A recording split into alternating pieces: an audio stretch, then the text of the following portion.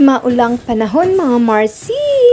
For today's video nga mga Mars, hali kayo at samahan nyo ako na putulin natin yung sanga ng balimbing dito sa aming tabing bahay. Dahil nga sumayad na yung mga dahon at mga sanga niya doon sa bubong, kailangan na natin tanggalin yan mga Mars dahil mabubulok ang ating bubong. Actually, hindi ko alam na kinukunan pala ako ng anak ko at binibidyo niya pala yung ginagawa ko. So, kasi makit na nga ako doon, nakita nila ako, nasa taas na ako ng balimbing mga Mars. Kaya ayun, instant na meron tayong bahaging storya dito sa ating mga taga-subaybay.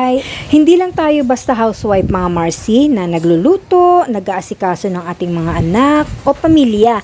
Minsan o madalas, nagtatransform din tayo into something na akala ng marami hindi natin kayang gawing mga babae. Agree ka ba doon, Mars? Oh, sige. Nakakagawa tayo ng mga gawaing bahay na dati ginagawa ng ating mga asawa o ito yung mga panlalaking gawain. Gaya ng pagkakarpentero sa bahay, pag-aayos ng mga ilaw o yung nagiging electrician na rin tayo. Oh, agree ka ba doon or relate ka ba doon mga Mars? Yes, Marcy, lahat yan kayang-kaya rin natin gawin. Lalo na kapag wala tayong inaasahang mag-volunteer na gumawa. Initiative natin yun ng mga nanay na tayo na lang ang gagawa para lang maisaayos natin ang lahat. May mga ugali kasi tayo na once inutos ay at hindi tayo sinunod, ginagawa na lang natin ito ng tahimik. Sa pagkakataon ito, kung bakit ako yung nag-volunteer na magputol ng mga sanga, dahil ito nga ay nabanggit sa akin ng aking Mudrakels na sana daw mabawasan na yung mga branches nito dahil makapal na. Kaya maaga pa, naisip ko na ngayon na yung tamang time. Habang sinisipag pa ako, naghanap na nga rin ako ng itak. Nga lang, purol naman pala. Kaya naisip ko na mas okay gamitin ng lagari.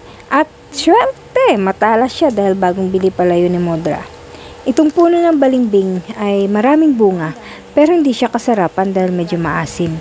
Kaya di talaga pinapansin at sobrang kalat na nga sa tuwing nahihinog at nalalaglag na lang ito. Shades na lang talaga ang pakinabang nito kaya naman hindi ko inubos ang sanga at dahon nito. At mga Mars, sobrang dami pala ng langgam dito sa taas. Ayun, kamot dito, kamot doon. Pero okay lang, basta mabawasan natin to, kayang-kaya yan. At syempre, na-realize ko na matanda na talaga ako. Kasi nanginginig na yung tuhod ko sa pagod, pati mga kamay ko pagod na at ngalay na rin sa kakalagari. At syempre, after ng putulan blues, liligpitin pa natin ang mga maputol nating sanga at nagwalis na rin dahil na sobrang kapal na ng mga dahon gawa ng malakas ang hangin. Ang daming laglag na dahon galing sa puno ng santol at sa